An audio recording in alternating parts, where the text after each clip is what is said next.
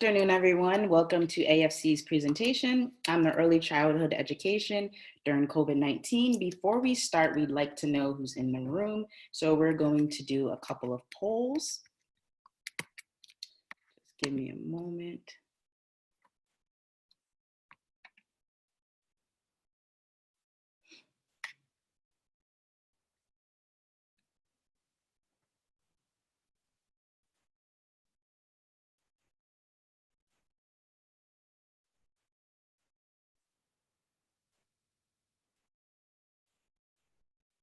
We're also going to do another poll so that we can gauge your interest to see what you're most interested in learning about today.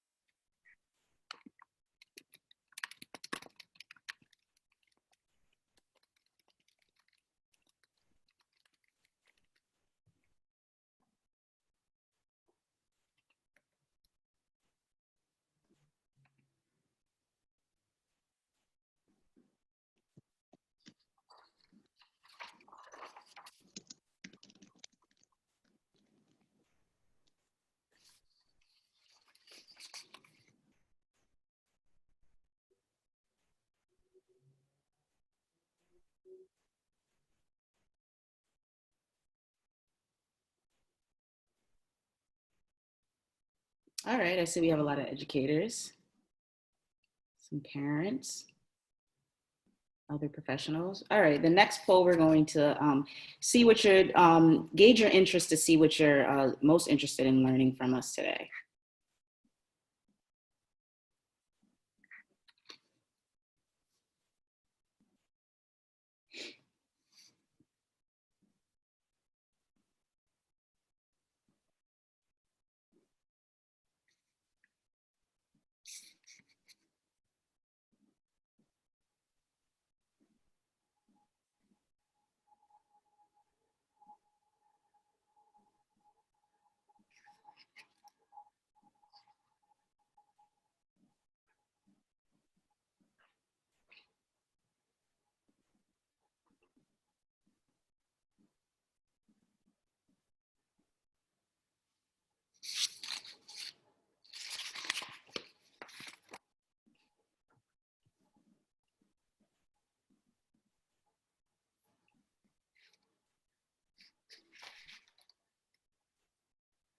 All right, we'll give it a little bit more time to give those who haven't responded yet a chance.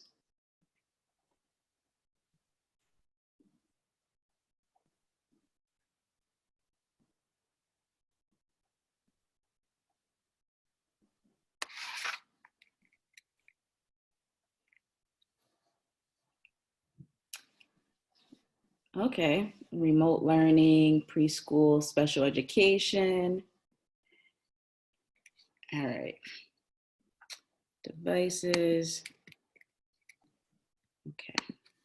So we're glad to know that you're interested in learning so much. Hopefully we can answer some of your questions. We're gonna have a Q&A box going throughout this presentation. So feel free to ask any questions. I think someone raised their hand already.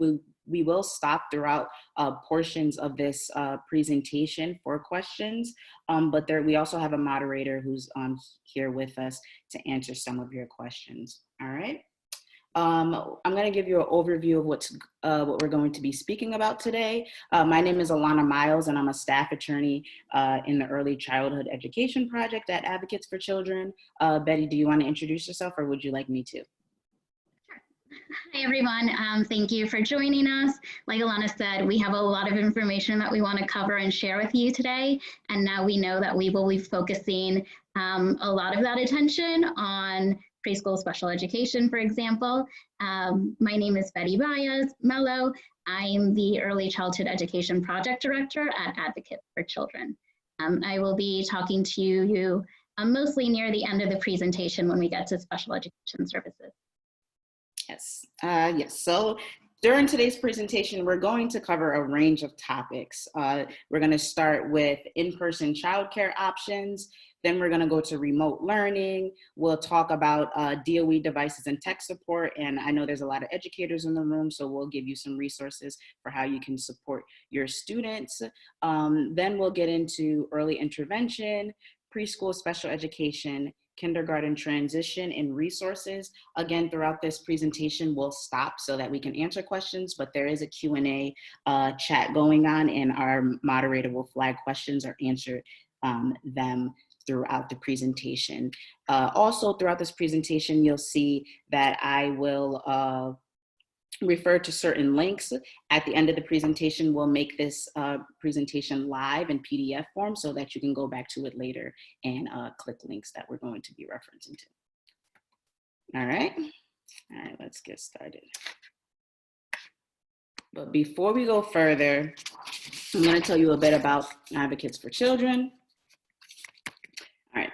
AFC is an independent agency that protects the rights of all students. It was founded in 1971 by parents of students with disabilities, and our mission is to ensure a high-quality education for New York students who face barriers to academic success, focusing on students from low-income backgrounds.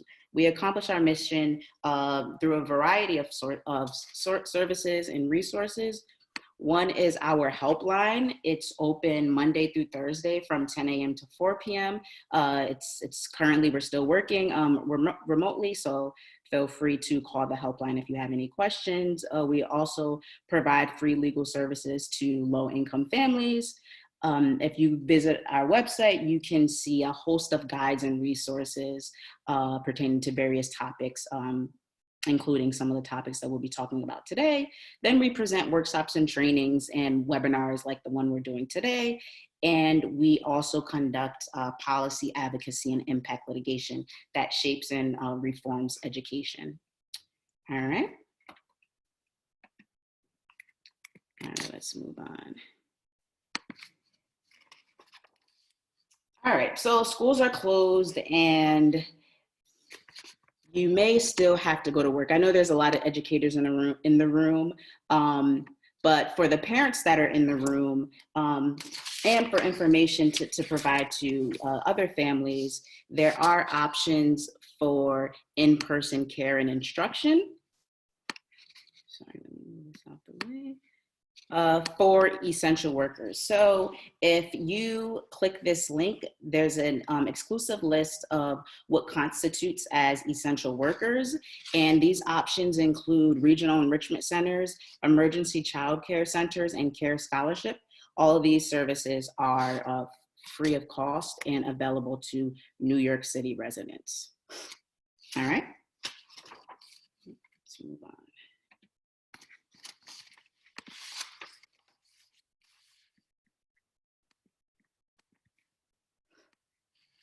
All right, regional enrichment centers. So regional enrichment centers are available to students in 3K to grade 12. They're open from 7:30 a.m. to 6 p.m. Students who attend regional enrichment centers should bring their devices because the expectation is that they are receiving their instruction remotely just at the regional enrichment centers. All meals are provided. Classrooms are still adhering to social distancing policies. So class sizes are very small. Some class sizes are 1 student to 1 teacher. And for more information, you can click here. All right. And then another option is emergency child care centers. This option is available if you have children that are 6 months to pre-K and also their siblings. So if you have a child that's 6 months, from 6 months to pre-K, and they also have an older sibling, then you may also be interested in an emergency child care center if you would like for all of your children to be in the same location. This option is also open from 7:30 a.m. to 6 p.m. All meals are provided and you can apply here. Note that if you're interested in an emergency childcare option, there are you will be required to provide proof of New York City residency and proof of age for the children that you're enrolling. And then also you would have to provide medical immunization forms. Again, both programs are free of cost and they must serve students with disabilities and support remote learning. Emergency child care centers are not like education. It's not like a classroom, but the expectation is that students are still receiving some type of educational instruction. All right.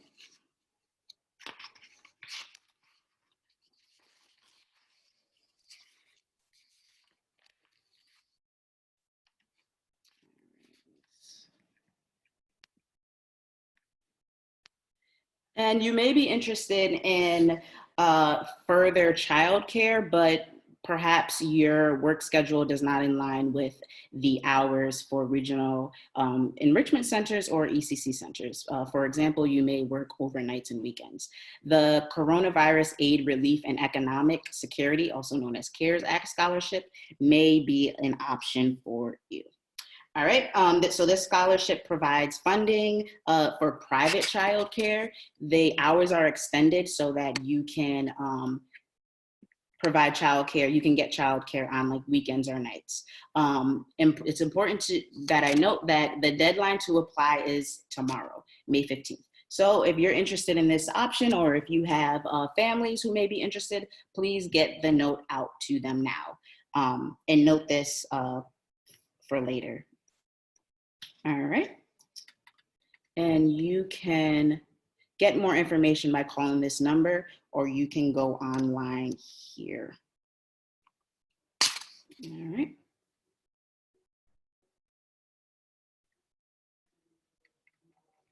All right, and I think we have some questions coming up, so let's pause for some of those.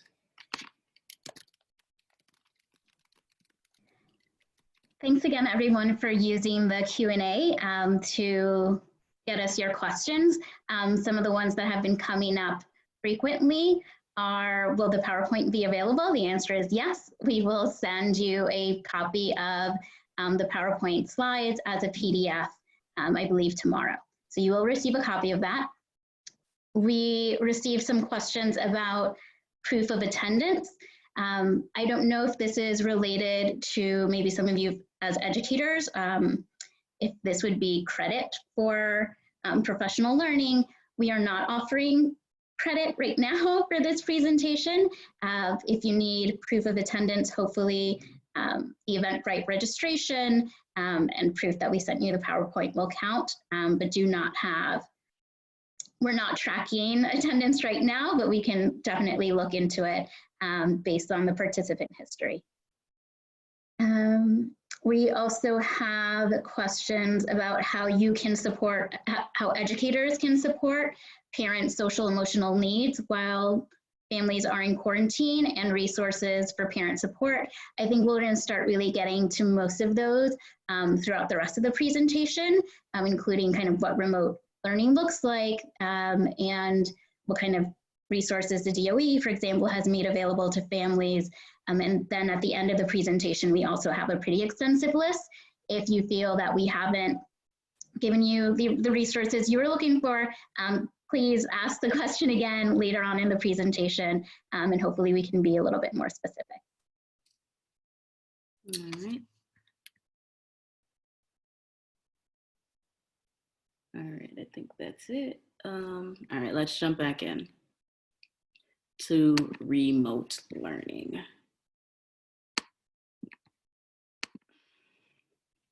All right, so programs are offering a variety of remote educational services while schools are closed. They range from 3K, pre-K, early learning, kindergarten. Programs are, they vary based on the school. Programs are using a variety of platforms such as Google, Zoom. I think at one point Zoom was not utilized, but now it's back. Dojo, and instruction in classrooms vary. We'll see like sing-alongs, story time, show and tell, but it really varies by classroom in school. Note that remote learning for early childhood education, and when I say early childhood education, I mean like 3K, pre-K, early learn, kindergarten, etc., is going to be different than the instruction for higher grades. So high school, for example. So you're not going to have like lesson plans, but also keep in mind that the grading policy for pre-K is different. So it's not going to change because students don't receive report cards and progress reports. So there's no, there's not going to be a grading policy.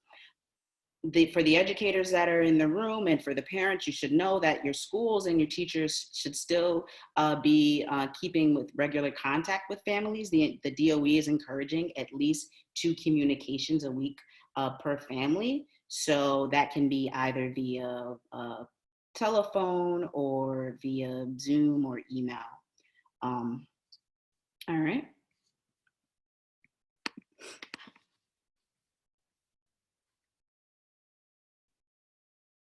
I want to go back because I think there was a question that I don't want to miss before we go further on, but are staff members in early childhood education centers DOE licensed and certified? Yes. So in the ECC centers and in the rec centers, the volunteers are DOE staffed. There's an option if you would like to volunteer, and they ask you for your credentials. So yes. And we also have some that are certified and licensed to support students with disabilities. So if you have specific needs, let the DOE know when you apply or register your students so that you get the right services. All right. All right, let's go forward. Let's Learn. I don't know if any of you guys have any familiarity with this, but Let's Learn is a new program that was launched by New York City and the DOE as a public television program to supplement remote learning. All right. So every day at 11 o'clock, if you go on channel 13, which is PBS, you can get live instruction, live lessons, if you will, for students in 3K to second grade. These lessons are for an hour, and you can also go online here if you want to look at it later. I know a lot of times educators, you may be providing instruction during that time, or for the families that are in the room, this can be an option for further education or learning activities in the evening or after school hours. If you click here, you can watch the playback. All of the episodes are saved there, and you can also download any materials that are required for each lesson plan. All right, let's see if we have anything.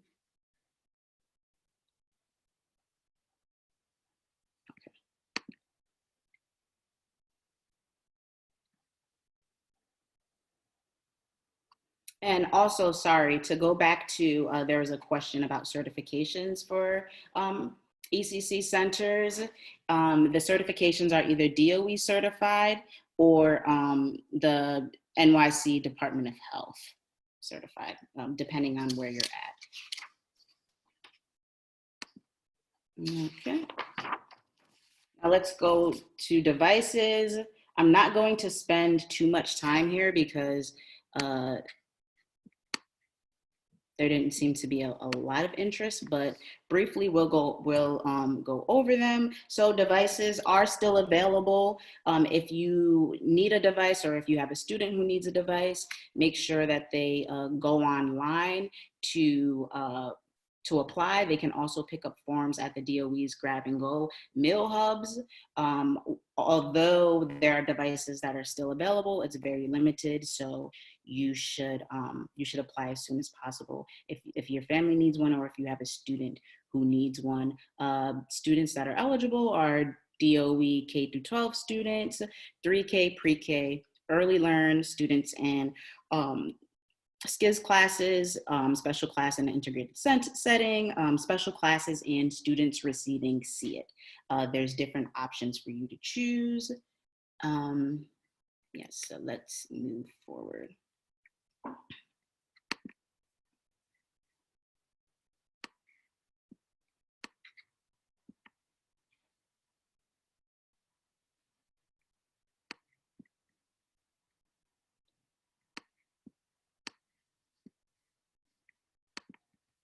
All right.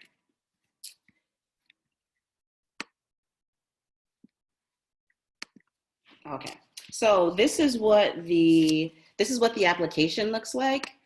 If you scroll over here, there's a drop down menu for different language options. Sorry. So the request form is going to ask for your child's ID. You can find this on the first page of your child's ID, of your child's IEP. It will have either their OSIS number or it will say New York City ID. If you don't know your child's ID, student ID, or if, for example, your child is receiving SEIT, they don't have an IEP, you should type in 9 and then your child's birthday. So if your child was born on May 14th, 2016, you will type in a 90514-2016. All right. Let's do another poll, just to gauge how many people have their devices and quotes.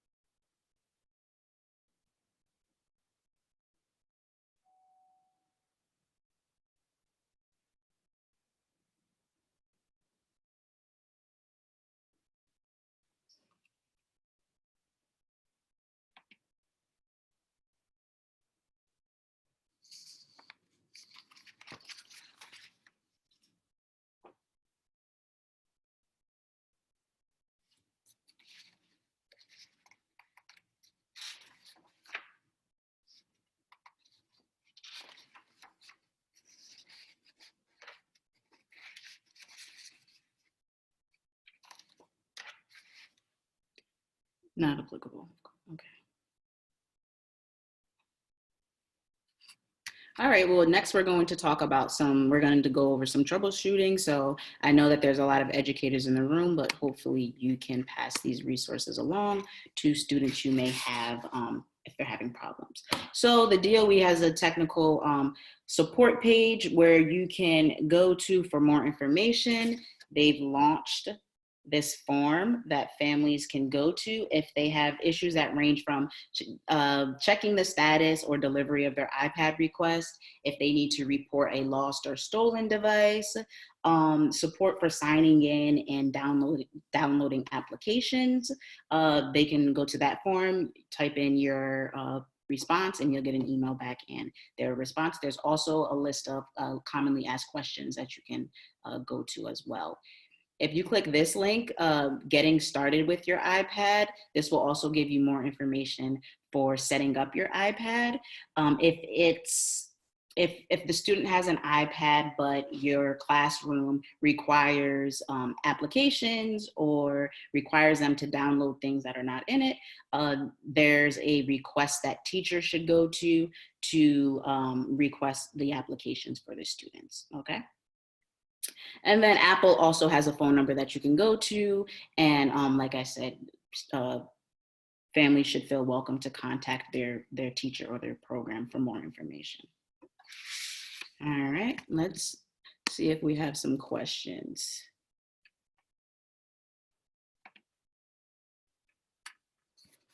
So it looks like we did get some questions when it came to family engagement.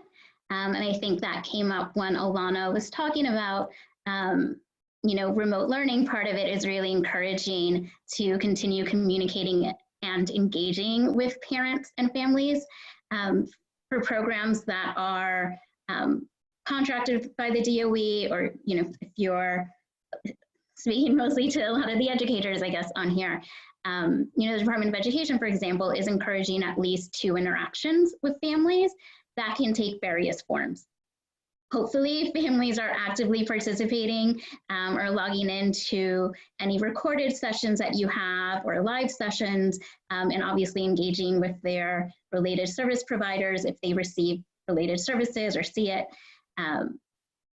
Especially if they're not, then engaging with the family can include a phone call, can include something done over any of your platforms, for example, Dojo, Zoom, the Google Hangouts. So just really those interactions, checking in, seeing if the family needs any type of support, seeing why, if there have been challenges to a child participating, what those are, especially early on when a lot of families didn't have access to devices or were not permitted access to devices. It was really important to gauge what is the barrier here in accessing services. And so it's in a variety of forms. Any type of outreach that you do is strongly encouraged.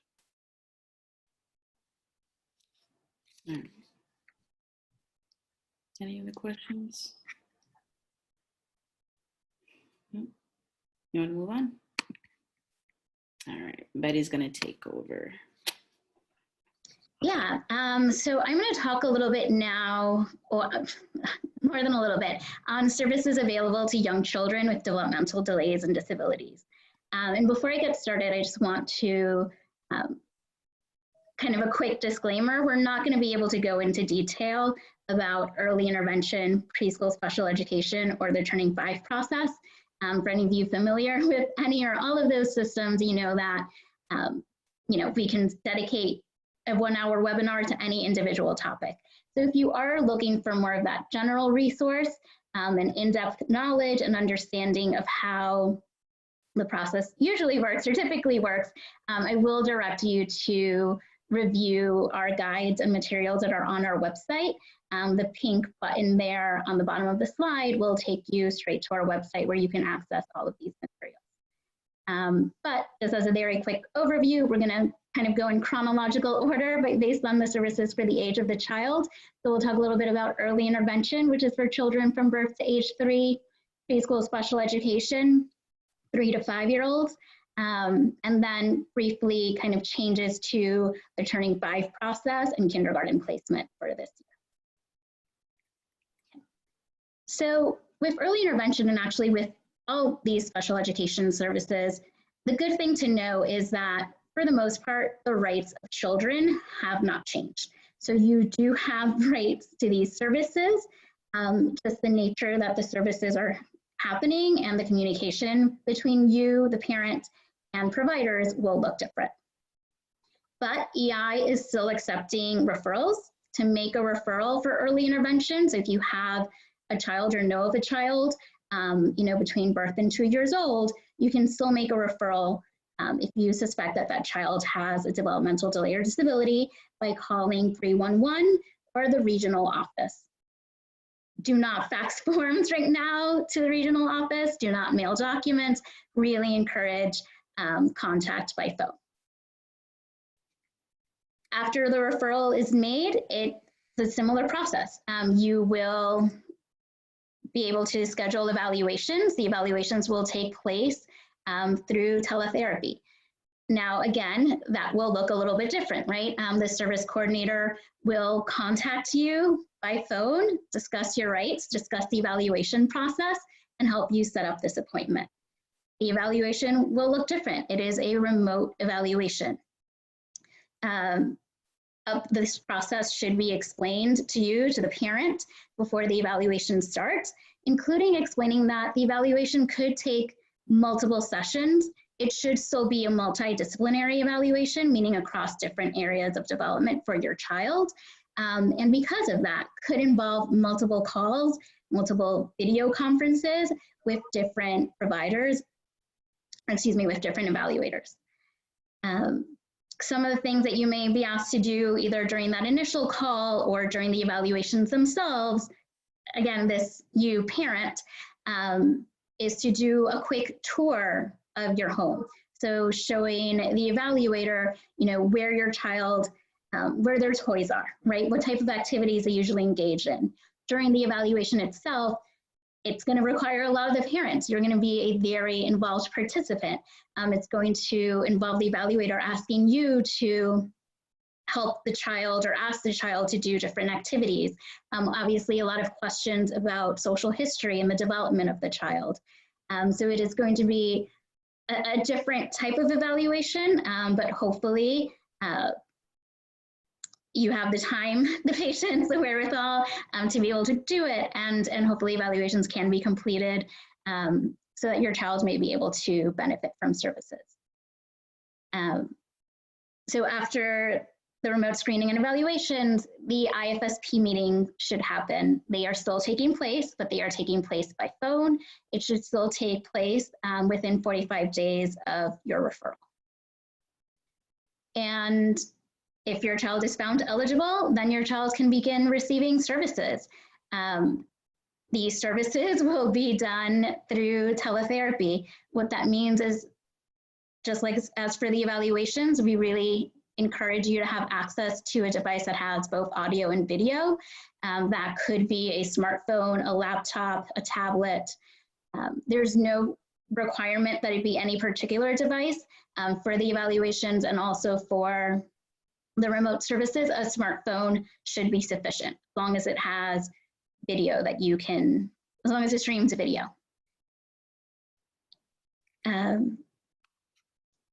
This is kind of the process for somebody starting new. We'll go into in a moment that these, if your child already has services in place, hopefully they have continued relatively uninterrupted.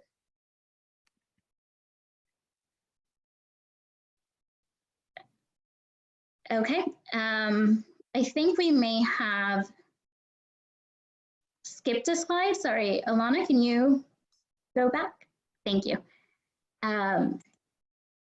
Okay, so the services themselves for early intervention. Your early intervention service coordinator and your providers should have contacted you to transition from in-person or center-based services to remote services. If that did not happen, your child is not yet receiving services, please contact your service coordinator, call 311, call us, Advocates for Children. We have our helpline information at the end of this presentation. For remote evaluation or for remote services to start, a parent does need to provide consent for teletherapy, but that consent can be provided in a variety of ways. There is a specific form for you to fill out, but if you don't have access to a printer or scanner, you can provide consent by text, by email as well. And what that email would look like would basically be a statement from you, the parent, saying that, here, I'll just like read some model language. This email serves as my written consent to utilize telehealth to receive early intervention services during the COVID-19 declared state of emergency. And you should put your full name in that email and your date and the date. Same thing for text. If the provider mails you the form, you can fill out the form, sign the form, take a photo, and send it to the provider or your service coordinator. That should also be enough for them to have consent and be able to initiate services. Again, for services, you do need a device that's capable of streaming both video and audio. A smartphone can and should be sufficient. If you do not have access to one of these devices, early intervention is not currently providing them. There's not a source of them yet, but you should contact your service coordinator if that is the barrier, and contact us at Advocates for Children. On a case-by-case basis, we have seen that they've been able to offer families some assistance. And finally, with especially early intervention services provided remotely, you, the parent, are going to have to be a very active participant. So even before starting the services, a provider will ask if you're available and try to really coordinate schedules, because it does require, if not yourself as a parent, an adult who can help assist the child in really benefiting from the sessions and engaging in different activities with the child. Okay. Again, keep any questions that you have coming through the Q&A and we'll answer, or I'll go through and answer them in a moment. But before that, we're just going to do a quick poll on some of the topics we've covered. So actually more of a quiz this time.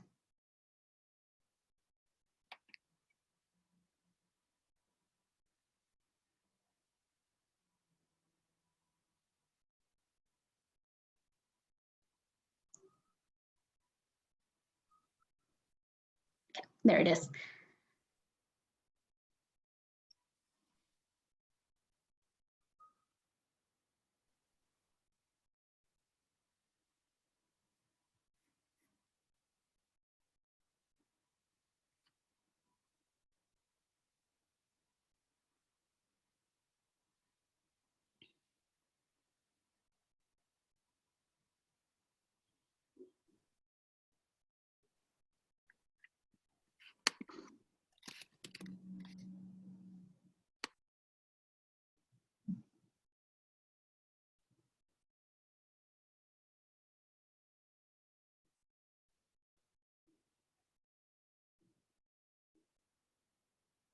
Going to give people just another moment.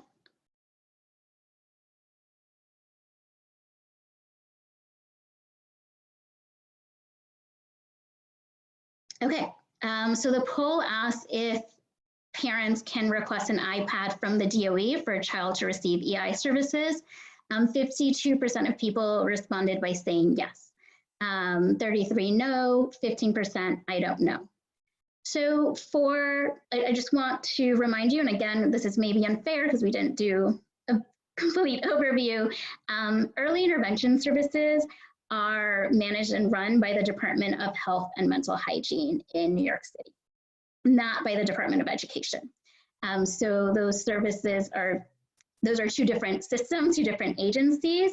And unfortunately, for children receiving EI services, unless it's a child who's participating, for example, in a DOE early learn program or 3K program, that child is not able to request devices from the DOE. Again, if the device is the barrier for you to secure or receive services, I encourage you to reach out to your service coordinator, to Consumer Affairs. I'm going to have actually, I think in the next slide, some of this contact information, but do reach out to early intervention, also to us at Advocates for Children, and we will try to assist you in securing a device. And so speaking of which, for questions and support, your EI service coordinator should be the first person that you reach out to. Hopefully that communication has not stopped during this period.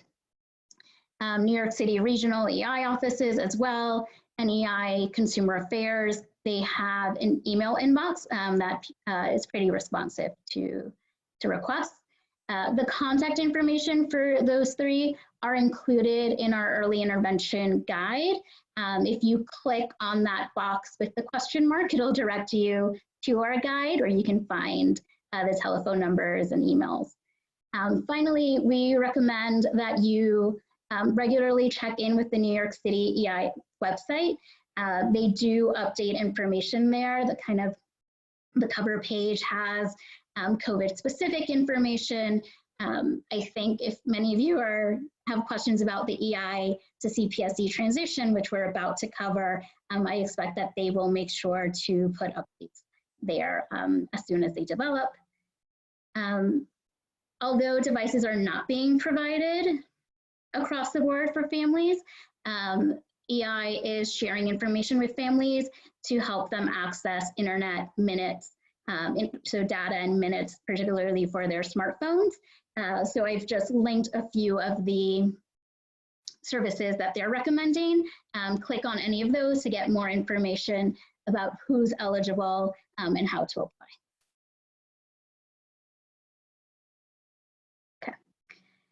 Okay. So typically,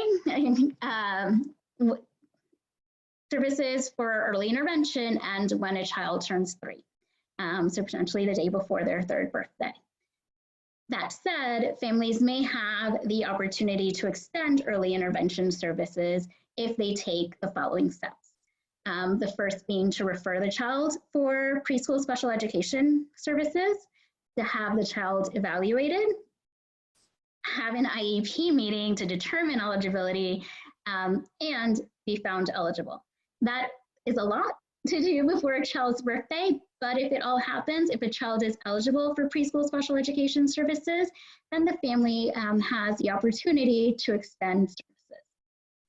Now, typically, families will refer their child for preschool special education services, or at least we recommend that they refer the child, 3 to 6 months before their birthday or before the child is eligible for preschool special education services.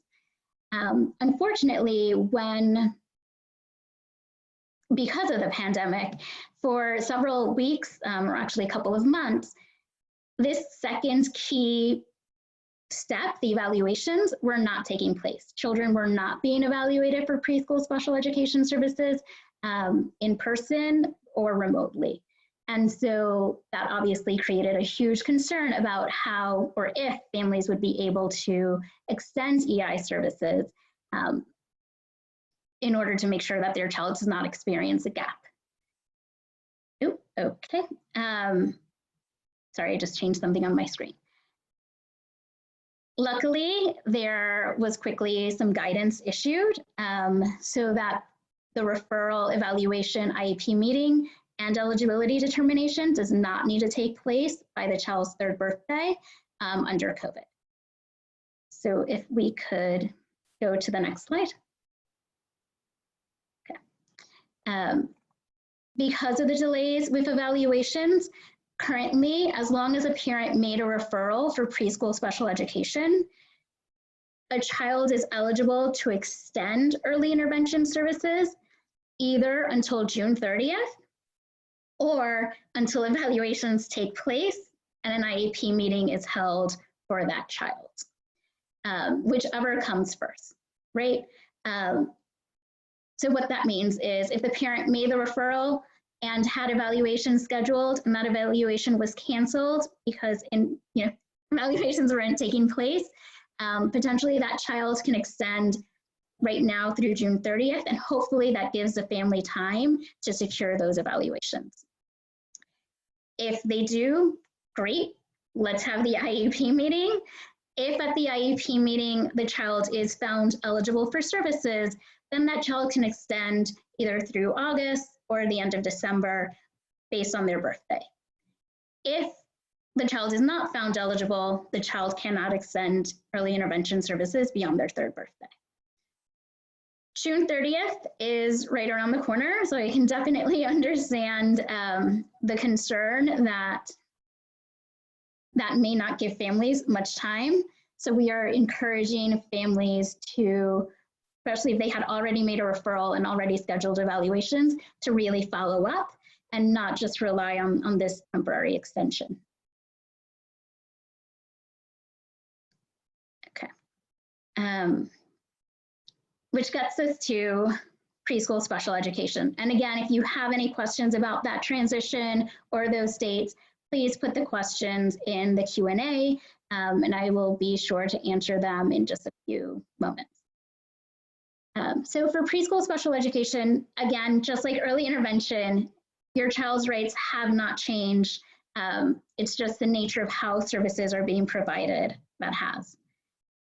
The CPSCs, or Committee for Preschool Special Education, they are still receiving referrals and responding to referrals, but some of the contact information is new.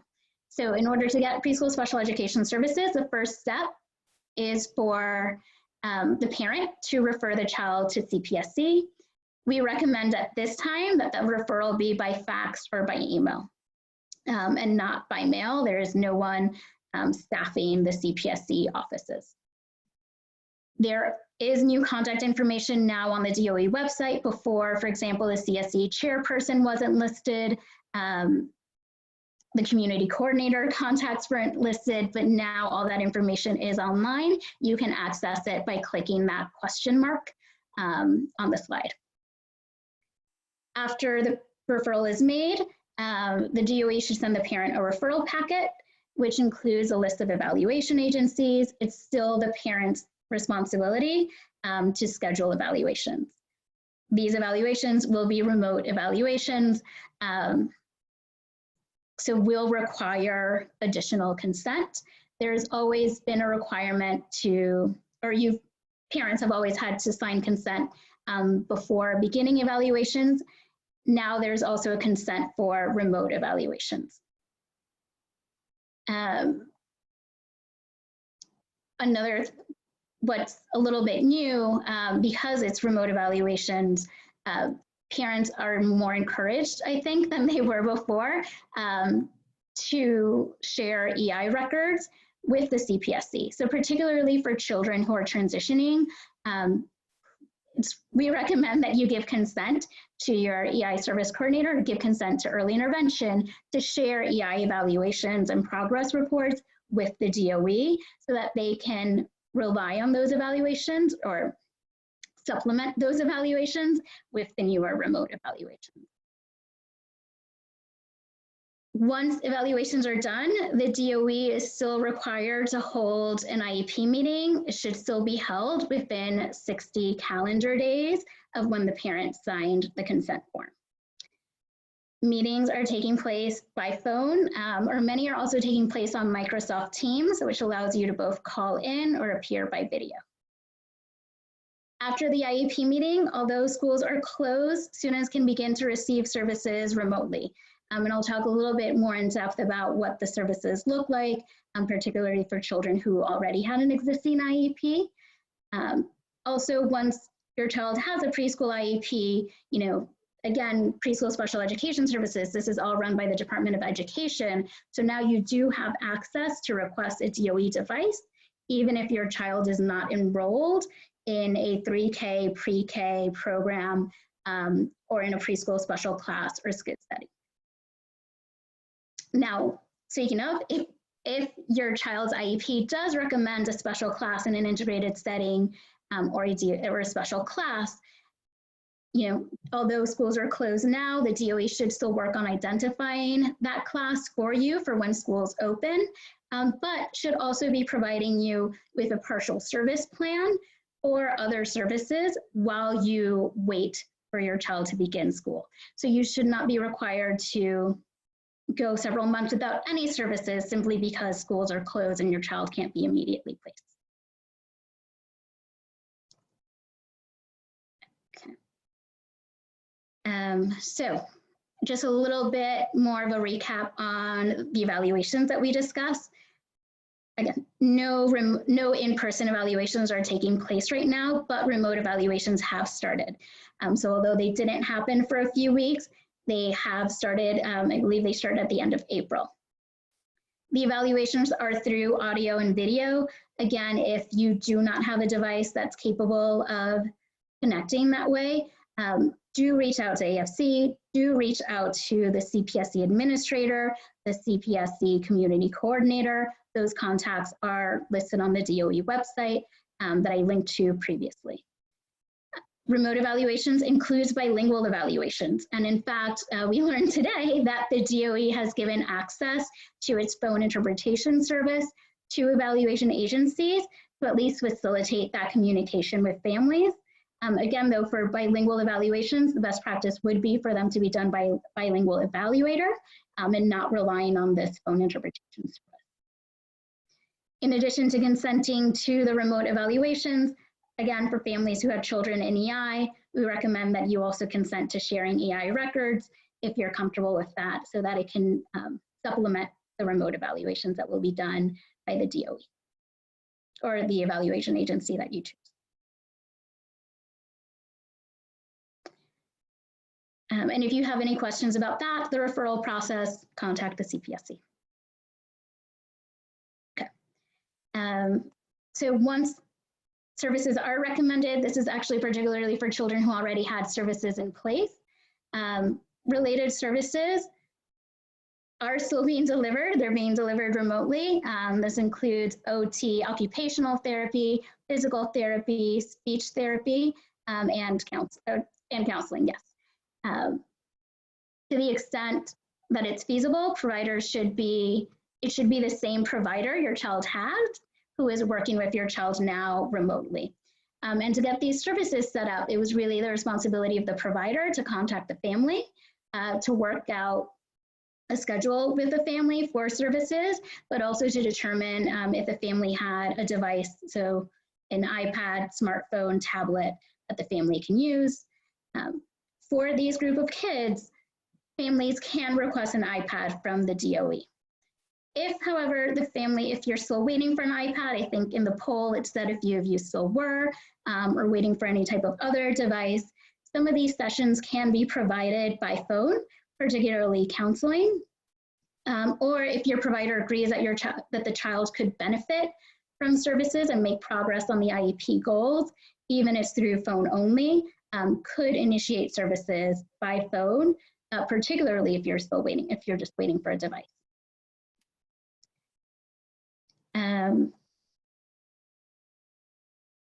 To initiate services, the provider should receive consent from the parent that you are interested in receiving services remotely. That consent can be done verbally. So it's sufficient for you to say by phone that you are in agreement, and the provider will just document that. You do not have to sign something or send an email for related services to start. If you opt out of services, if you don't think your child would benefit from remote services, or in discussing the case with the provider, they discuss with you why it may be difficult for your child to make progress with services, there is still a requirement that the provider continue to contact you to check in. The check-ins are the form of consultation, so it could be, a once-a-week conversation with you about how the child is doing and maybe recommending strategies for you to do with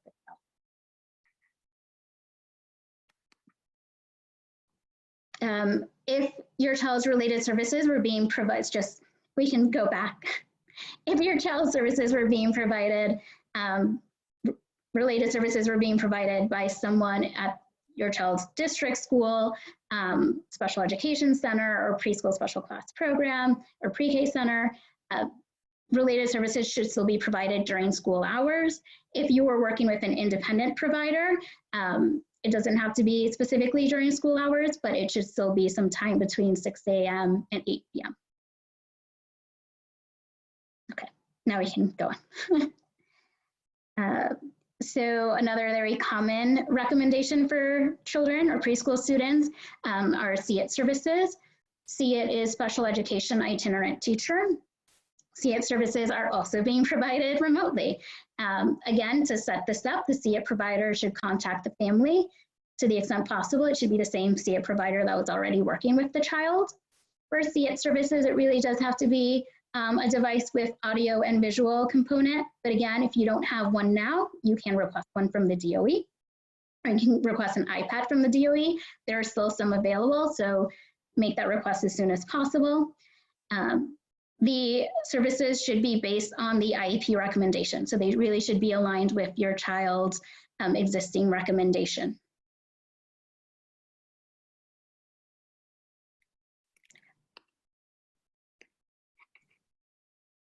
Okay, so for children who, for students with disabilities who attend a special class in an integrated setting or SCIS class or a special class, the DOE is recommending or requiring that your child's program, so their SCIS class or special class, create a remote learning plan.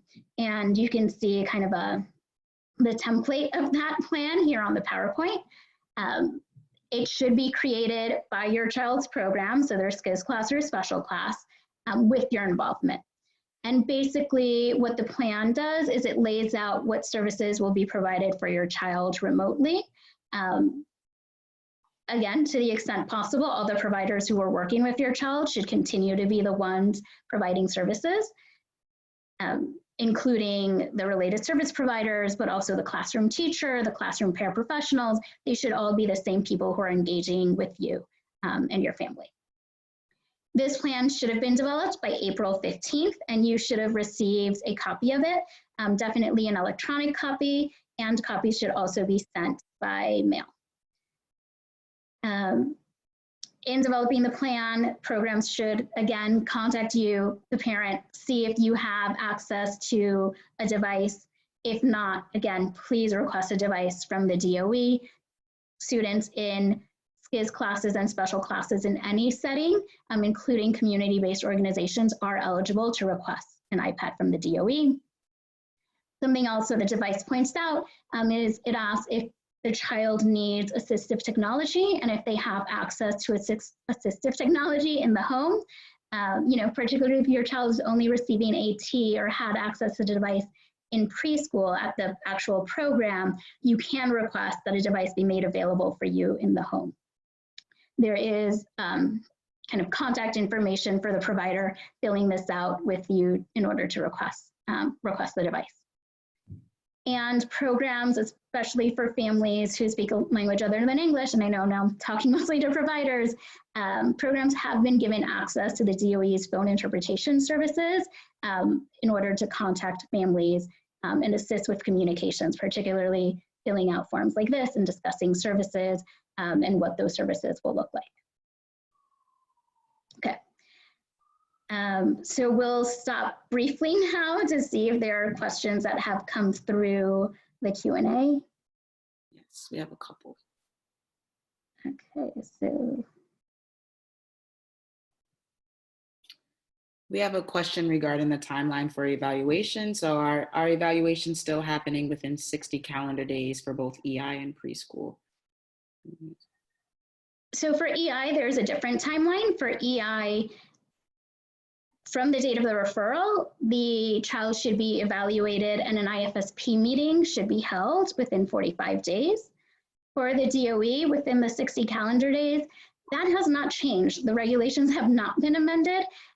We do know that obviously, and I should clarify, for preschool special education, it's 60 calendar days from when the parent signs consent and not from referral.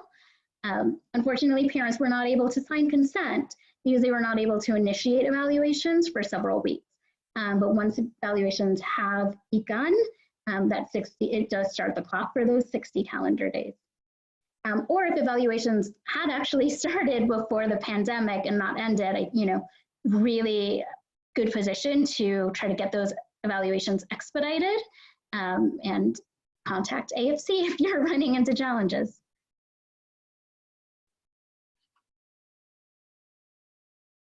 All right. What is the DOE doing about AT evaluations?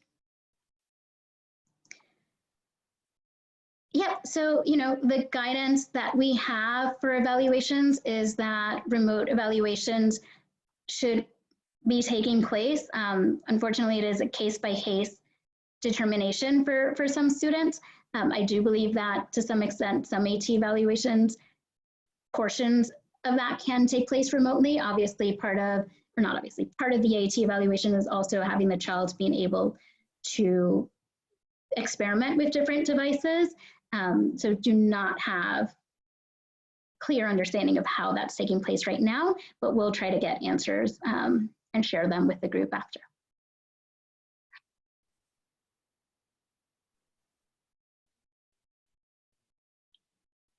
I think there's some that are kind of specific to individual cases.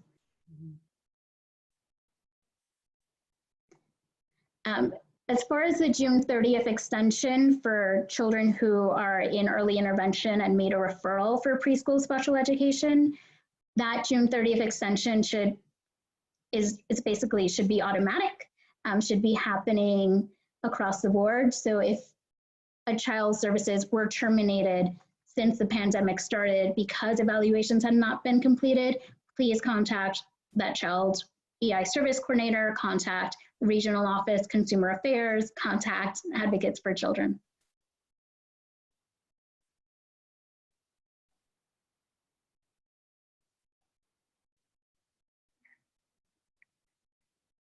Okay, sorry, there's a lot to look through.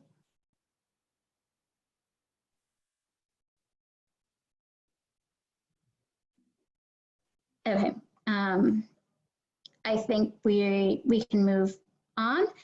Keep asking questions, but I think we answered kind of the the main ones that we were getting through the chat or through the Q&A. Yes. Can you answer a question about timing? Until what time can preschool special education services be provided during the day? Services should be provided during school hours. Sorry. I had mentioned that in one of the slides. Some of these services, if a child, for related services, for example, if a child has an independent provider, those services can go outside of the typical school hour range. For preschool students, it can't go, the hours are from 6 a.m. to 8 p.m.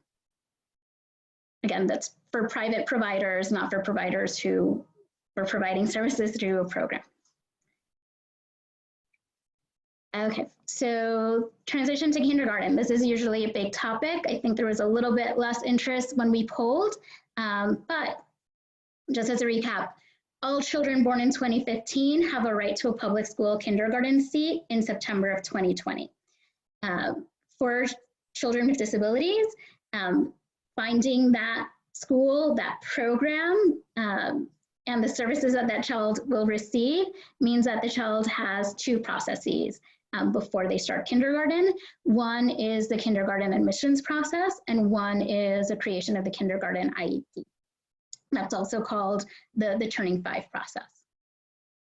The kindergarten admissions process is the same for all students with and without IEPs, and it's a process of applying to DOE non-specialized schools. So also called zone schools, or sometimes referred to as like neighborhood schools.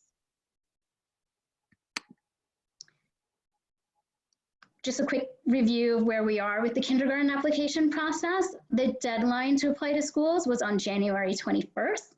The DOE sent offer letters at the end of April. The offers were available on the My Schools website. It was also sent, or should have been sent to families by mail.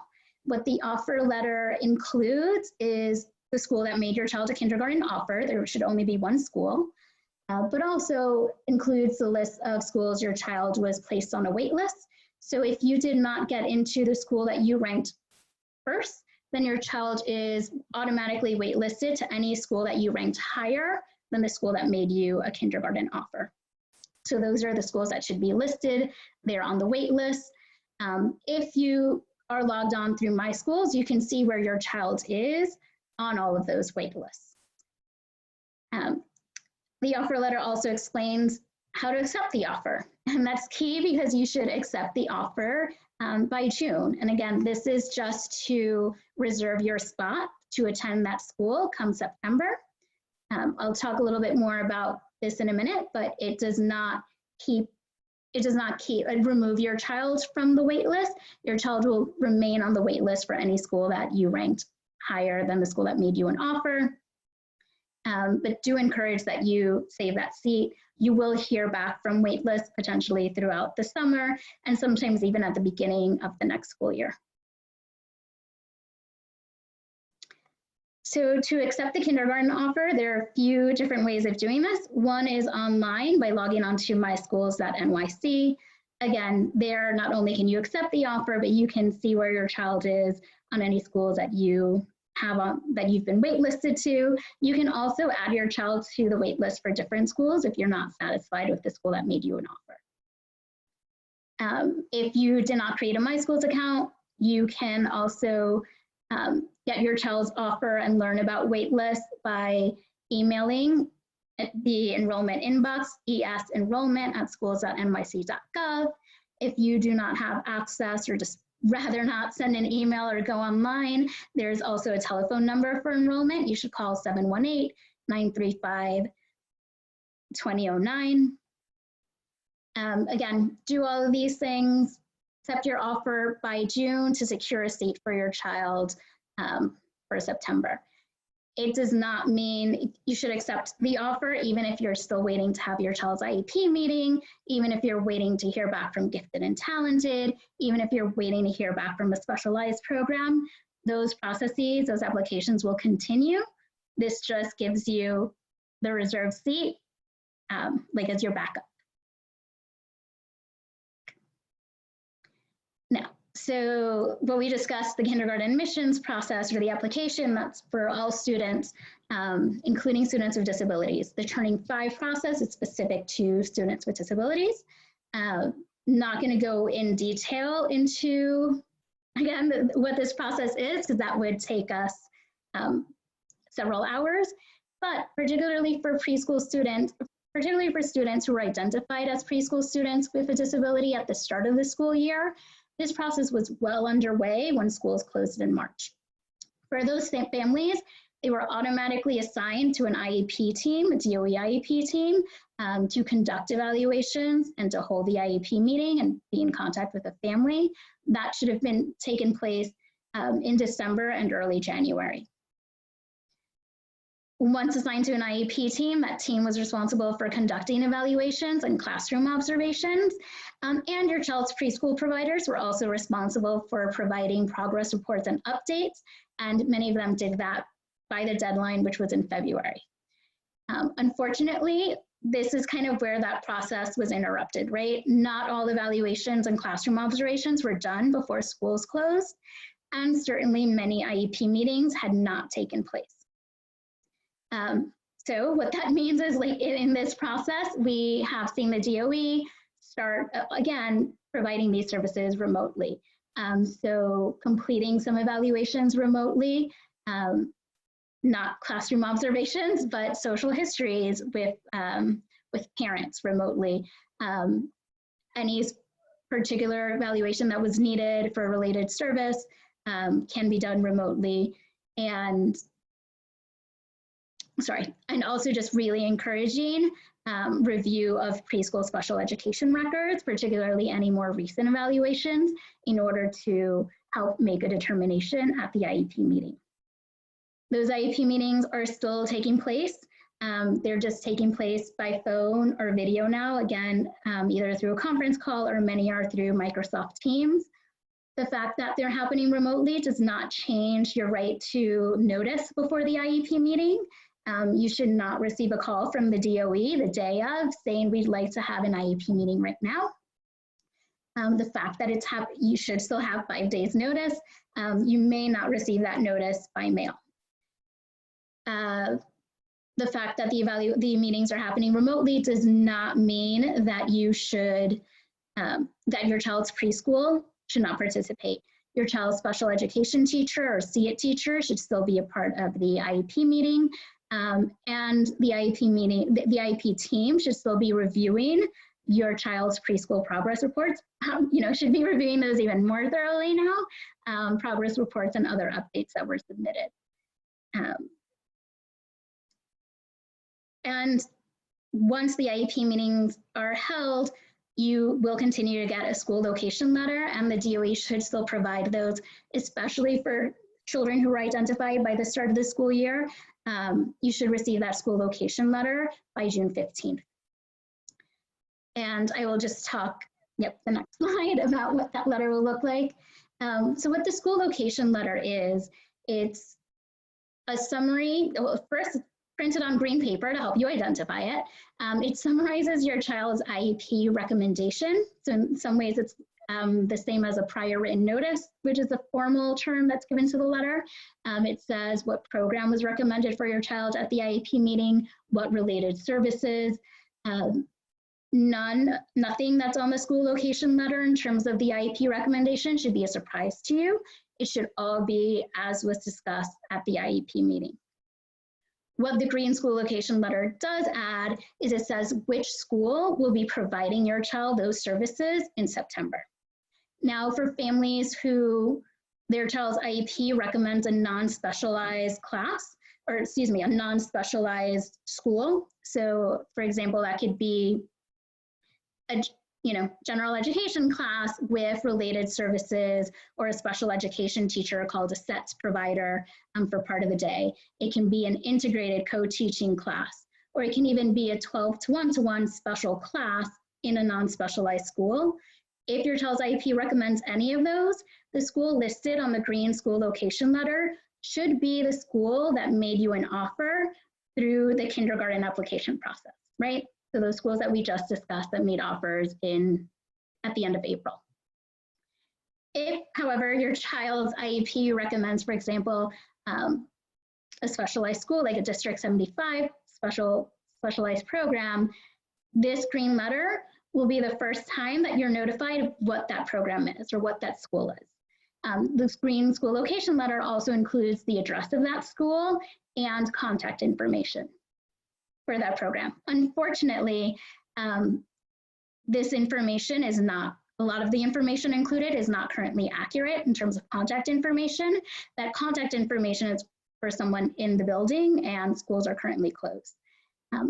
But to kind of help resolve that, this year the DOE is adding an inbox to all the green school location letters and explaining in the letter that because of school closures, the information included may not be accurate. So it's really encouraging families to contact that first email address that I've listed here, t5placement@schools.nyc.gov, so that they can help put you in touch with someone at the school if you have any questions. Particularly for families who are not attending, or for the child who's not attending their zone school or not attending one of the schools that the family may have visited before applying to kindergarten, it can be really unnerving having your child start in September, having never visited the program or gotten any information about the program. Usually we encourage families, as soon as they get this letter, to call to visit.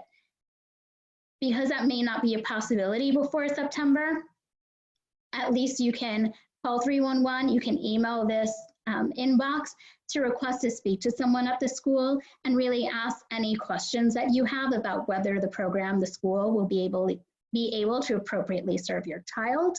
It includes being able to ask them to provide you with a copy of the class profile for your child's program, which is information about the other students, redacted information, but about the other students who will be there. And so, for example, if they have similar classifications as your child, if they have similar needs, so that you can determine if your child would be appropriately grouped with those other students.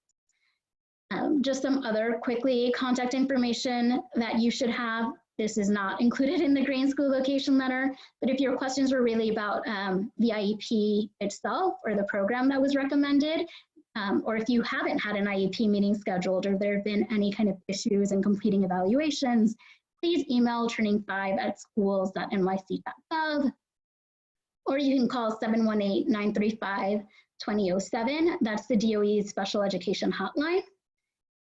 If you're emailing the DOE, you can feel free to copy us, Advocates for Children, at our kindergarten inbox. Or if you have questions, you can call us at our helpline. Just one note about the green school location letter. If you applied to any of the specialized programs, if your child was accepted, you may receive another letter in the mail following this green school location letter with another placement offer, right? Which is the school that has, for example, the ASD NEST program that your child will be attending next year. Okay. This is just a quick reminder. It's not specific to the Turning 5 process, but that their parents have access to language services, including translation and interpretation from the Department of Education. Most things produced by the Department of Education or published, and especially on their website, are available in those top 9 languages, including English.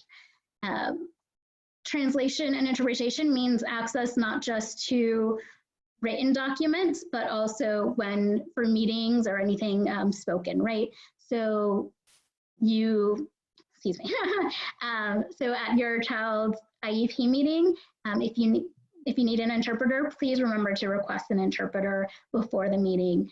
The same is true for parent-teacher conferences. A lot of these things aren't taking place right now, but just so you know, especially going forward, you do have a right to these services.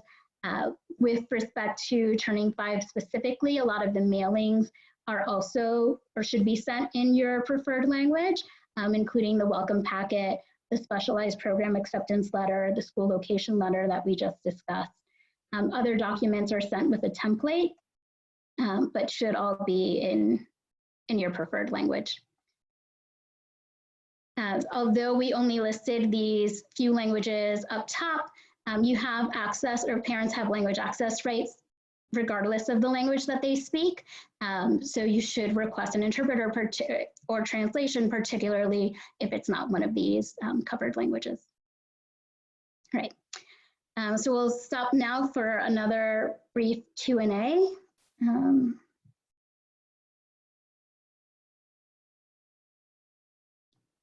Just got to scroll. Looks like a few things came through.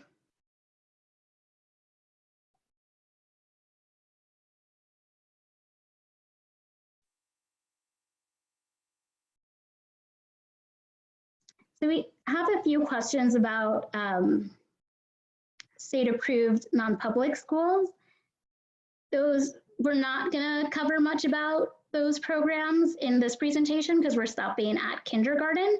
But for special programs, special class, community-based organizations, special class programs, or 4410 providers, they should be creating remote learning plans for students. So for their SCIDs, students with IEPs, and that for all students in the special classes. Is a question of whether there was a template available. The slide included a template. That is a template that the DOE shared with all of those programs. I'm not sure, I believe it should be available online as well.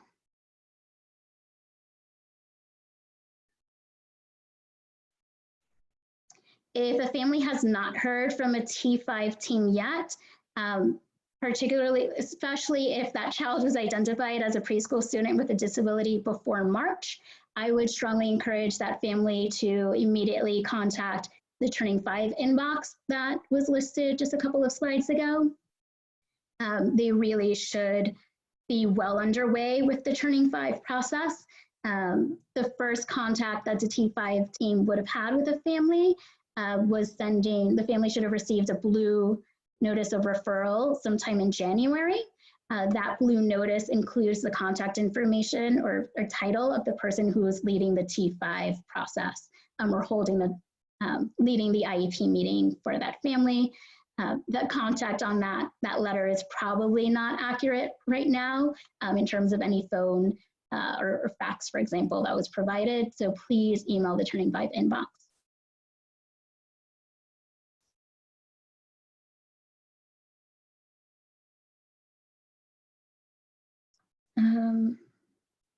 Oh, and I apologize. It looks like I may have used the term SCIDs a few times without explaining it. It's a special class in an integrated setting. So it's a class for students with and without IEPs, for preschool students with and without IEPs. Okay. I'm going to pass it on now to Alana. We should be wrapping up in just a few minutes. So we'd like to share a couple of resources with everyone. I know an important thing is meals. Currently, New York City is offering 3 meals per person every weekday, Monday through Friday, for New York City residents. There's no registration available. Families can pick up meals for their entire family at one time, and you can pick up all 3 meals at one time. There are options for vegetarian, halal, and kosher. If you need information about where you can find a meal hub, you can click the link here. You can also text the word meals or comida to 877-877, and they'll ask you for your address. And when you put in your address, they will provide you with a list of meal hubs in the area. All right.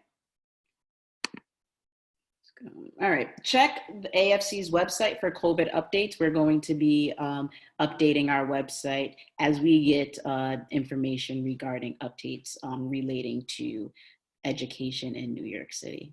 Okay. I know that we talked about a lot today, and there's a lot of unknowns. You may have questions about what's next. Further steps, here are some resources that you may want to check out. Help Now has some general resources. You can go to Thrive NYC if you need further emotional or mental supports.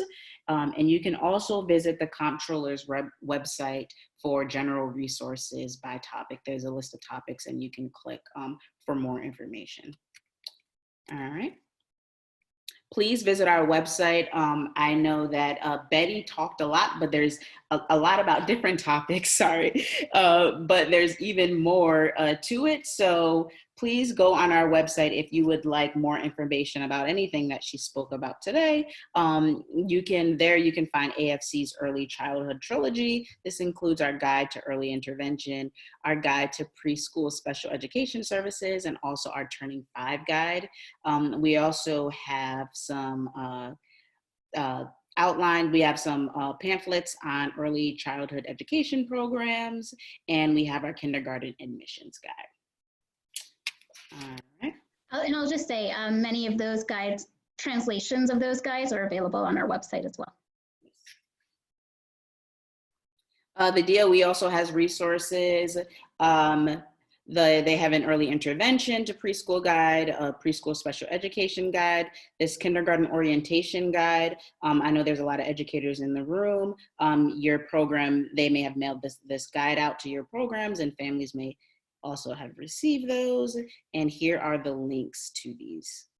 You can click this link here for special education contacts, and that'll give you a specific people to contact for certain questions. All right.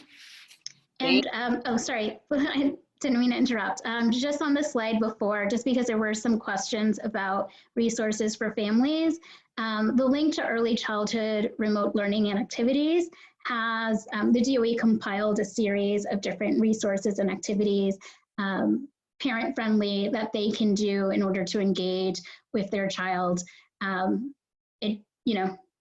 These are challenging times, so it may be hard for many families to access, but especially as educators, if you would be able to review those and share suggestions with them, I think that's a pretty good resource. It is all focused on children under 5.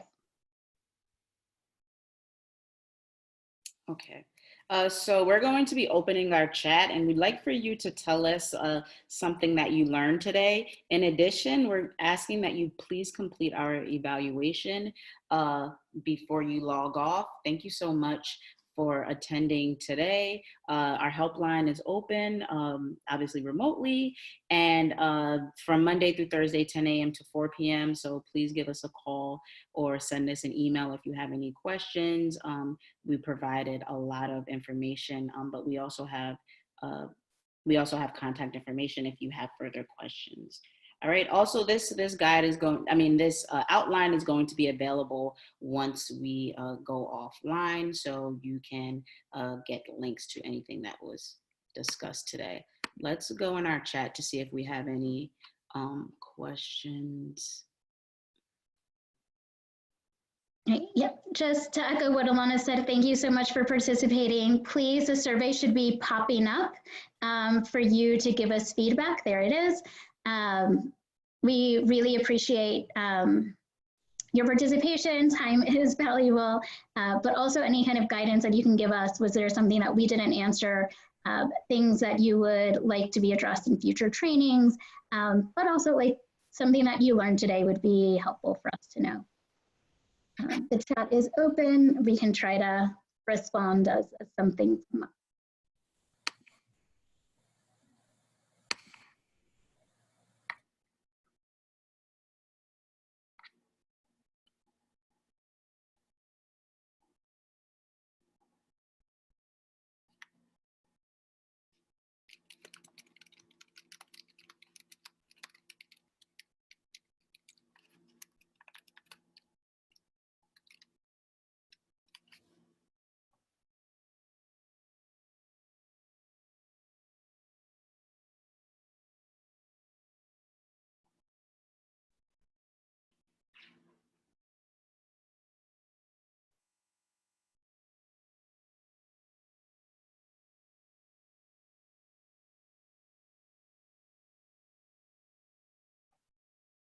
Just some resources to share for people who are still on that people had put up in as kind of Q&As. There are some agencies who are offering services during this time, or well, actually the New York Peace Institute. They are still conducting mediation services right now. And we heard from a preschool special program provider that thank you for the update, there has been revised guidance allowing these programs to support students and provide services beyond regular school hours, including on weekends with parent requests.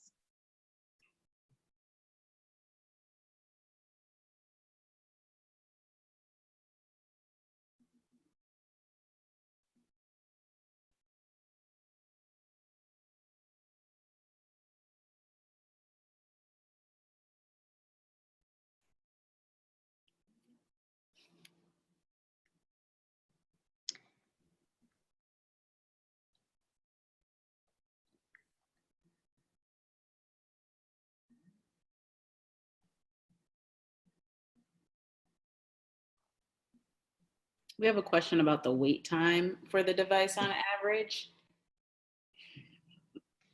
That's a good question. I think now it shouldn't be as long. I think initially there was some delays because so many students were being serviced. I think now that a lot of students have their devices, you may experience a shorter time. But again, if you go to the technical support forum, you can provide more information and track your device. Yes, there was also there was a priority list for when students would receive devices. And so priority was initially given to students in temporary housing, to older students. That said, we saw a lot of variations with the families we work with. So like Alana said, go back to that, those resources that we provided with regards to technological support and devices to check where the status of your device. The DOE recently released a link where, hi, I've been your moderator this whole time. There is a link that is available at the DOE's tech troubleshooting where families can specifically ask for the status of their device through that link. There is also an email that's at studentdevices@schools.nyc.gov. However, the DOE right now is preferring that families submit or fill out the online or electronic form as a way to check on the status of their devices. And we link to that form in the presentation. So one of the links in those slides is to that resource.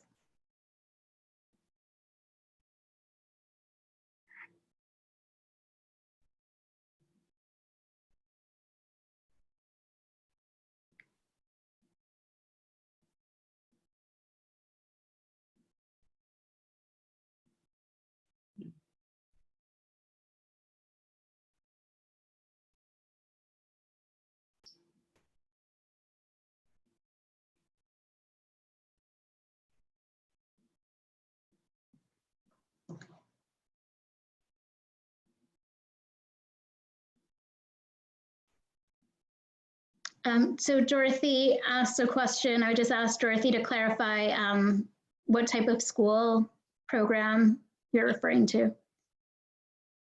As in, is it a DOE district school? Is it a preschool special class program?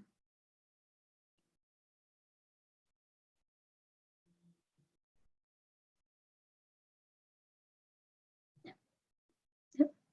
Okay, we lost Dorothy. I believe she said a DOE contract school, Betty. Okay, so we clarified earlier, so a DOE contracted school, if you mean a 4410 program or a preschool community-based preschool special class program, the state education department revised their guidance, and I'll double check this, to allow for after hours and weekend services at the parent's request.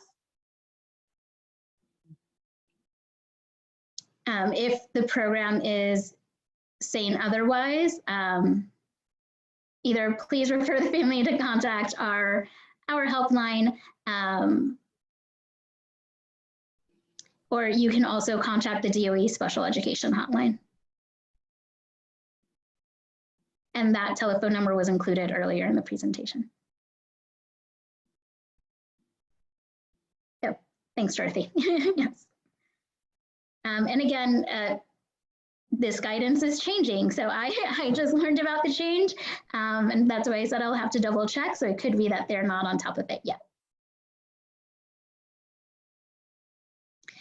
In terms of priorities for a device, it wasn't really based on services. It was based on age, the child's housing situation, if the child was in foster care and temporary housing. Those were kind of the factors.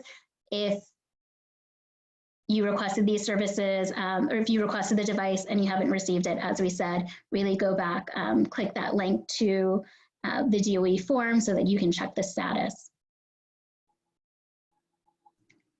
And for the children receiving speech and see-it services that were told they didn't qualify, that may depend on, sorry, I realize I'm not explaining what the question was. There is someone who asked if, or said my children are not receiving, or my children are receiving speech and see-it services, and they were told they didn't qualify for an iPad.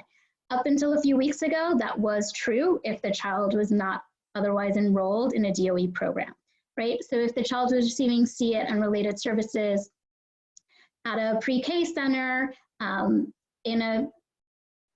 or at a DOE district school or community-based organization, that child would have been eligible for services. For children who were not enrolled in one of those programs and receiving, for example, see-it and or related services in the home, there wasn't an option for those families to request a device.